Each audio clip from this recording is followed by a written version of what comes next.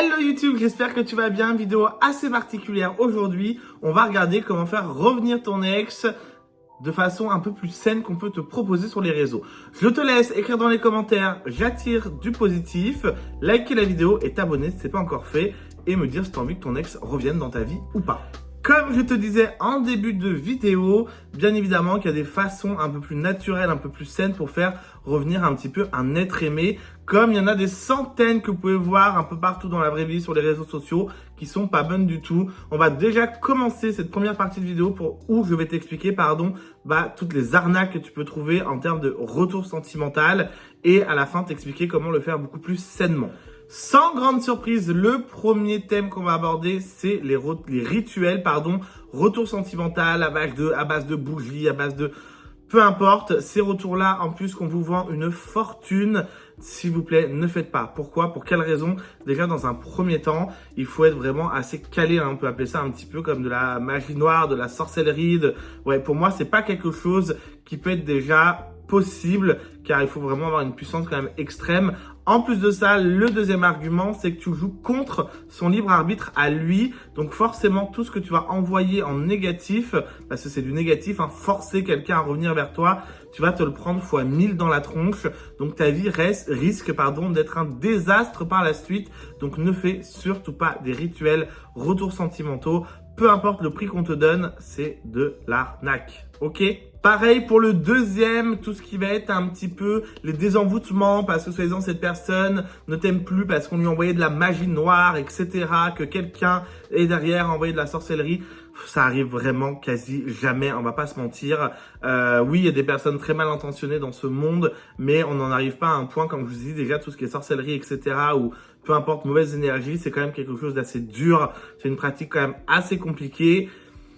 Donc voilà, moi je ne crois pas spécialement, donc honnêtement ça c'est pareil, tout ce qui va être désenvoûtement en plus des rituels, ne faites pas spécialement. Je vais directement enchaîner avec le 3, tout ce qui va être talisman. Alors effectivement déjà moi ce qui me pose problème dans les talismans, c'est pas spécialement le talisman lui-même, c'est surtout le prix qu'on va vous le vendre. D'accord? Alors oui, il y a des fois de la lithothérapie, des pierres semi-précieuses, qui vont avoir des efficacités, des capacités dans certaines choses, d'attirer un petit peu l'amour à soi.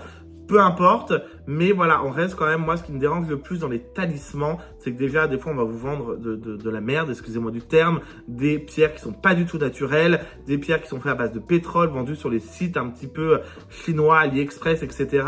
Donc, vous faites beaucoup avoir par rapport à ça.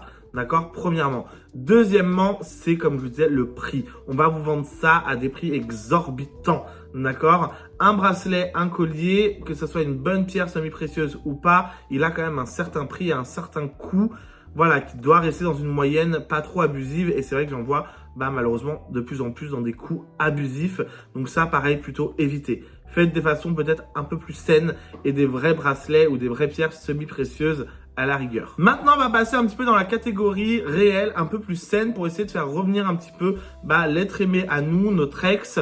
Donc, je vais te donner pareil quelques petites astuces, solutions faciles pour essayer de faire revenir cette personne à toi. Il faut bien expliquer qu'un retour sentimental, quoi qu'il arrive, doit être destiné dans les deux sens. C'est-à-dire que même si toutes les pratiques que je vais te donner, elles vont peut-être pas marcher sur toi, elles vont peut-être pas faire ramener la personne. Pourquoi? Parce que si cette personne n'a pas envie de revenir, elle ne reviendra pas. D'accord? Donc, si tu as essayé toutes ces astuces et que malgré ces astuces-là, elle ne revient pas, c'est que c'est la fin et qu'il faut déjà, donc, le premier conseil, ça va être admettre que c'est réellement fini. D'accord? C'est que c'est toi qui dois faire du travail sur toi. C'est à toi d'avancer. C'est à toi de sortir de ces liens-là. Ça, c'est le premier conseil que je vais te donner. Si tu as utilisé toutes les pratiques que je vais te donner par la suite et que ça n'a pas marché, là, dis-toi que c'est fini, que c'est mort. Il faut arrêter. Premier conseil que je peux te donner, ça va être déjà de renouer un lien et un contact avec cette personne. C'est-à-dire, parler avec lui de façon un peu plus saine, lui montrer que voilà, pas que parler de votre rupture, de votre séparation, revenir un petit peu, moi je le dis, sur une base amicale. Voilà, on se renvoie des messages un petit peu tous les jours, sans forcément que tu te crées de faux espoirs non plus. Mais voilà, revenir sur quelque chose de beaucoup plus sain et beaucoup plus concret. Donc de la vraie communication, lui demander ce qu'il a fait de sa journée, mais sans forcément dire mais pourquoi tu m'as quitté, pourquoi tu m'aimes plus, etc.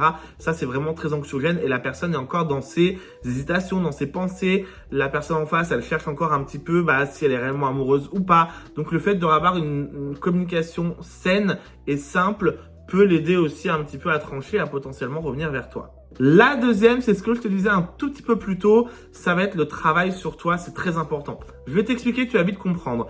Il t'a quitté parce que tu étais comme ça. Ok?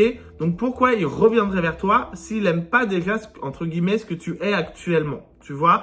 Donc forcément, il va avoir un problème là. Si toi, tu ne travailles pas sur toi, si tu n'évolues pas, si tu ne... Alors attention, on ne change pas, on évolue. Donc si cette personne te demande de changer, déjà dis-toi que c'est mort. D'accord? Tu pourras pas changer qui tu es. Tu pourras faire tous les efforts que tu veux, comme on dit. Le naturel reviendra au galop, ça c'est sûr.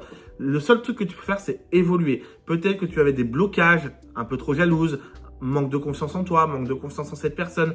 Donc c'est ça quand je te dis de travailler sur toi. Pas de te changer, pas d'être une personne différente, mais de gérer un peu tes blocages, de travailler sur tes blocages, de travailler sur tes problématiques. C'est ce qui va drôlement aider. Parce que si cette personne elle t'a quitté parce que tu étais trop jalouse ou trop truc, forcément, si elle voit que tu as changé ça, elle va se dire, c'est bon, bingo, on peut essayer, on peut retenter.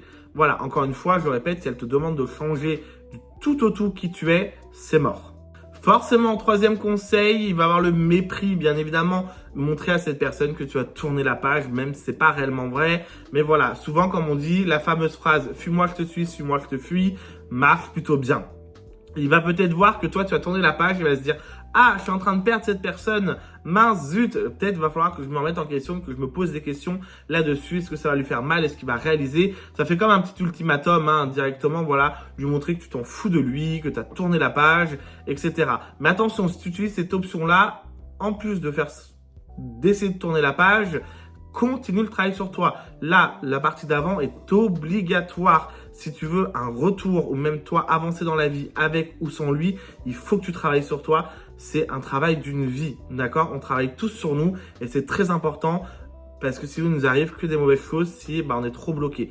Bref, conclusion finie. Mais voilà, il va vraiment avoir cet aspect un petit peu de j'ai tourné la page, j'avance sans toi, regarde, je peux évoluer. Voilà, c'est un petit peu, là on tape un petit peu dans l'ego, dans l'orgueil de montrer qu'on est capable aussi d'avancer. Mais ça aide parce que soit effectivement tu vas réellement tourner la page ou soit potentiellement ça va te permettre de travailler sur toi et lui ou elle peut-être de se rendre compte que effectivement il a fait le mauvais choix.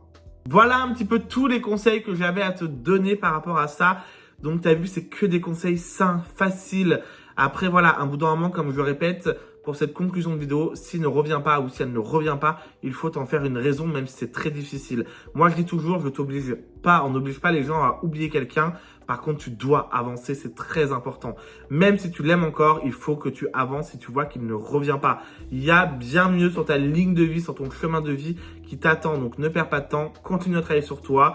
Tu n'es pas obligé de l'oublier pour travailler sur toi. Ça se fera naturellement. Moi, je vois une séparation et une rupture comme un deuil. Donc, il y a plusieurs étapes à fournir et à faire et à avoir malheureusement. Même si ça te prend 1 an à l'oublier, c'est pas grave. L'important, c'est que tu travailles sur toi et que tu l'oublies. S'il revient, repartez sur des nouvelles bases, d'accord? Un nouveau livre et pas un nouveau chapitre. On ferme l'ancien livre et on revient sur un nouveau livre. Ok? Dis-moi ce que tu en penses dans les commentaires. N'hésite pas à t'abonner. Cette vidéo, elle est finie. On se retrouve la semaine prochaine. Bonne fête à tous.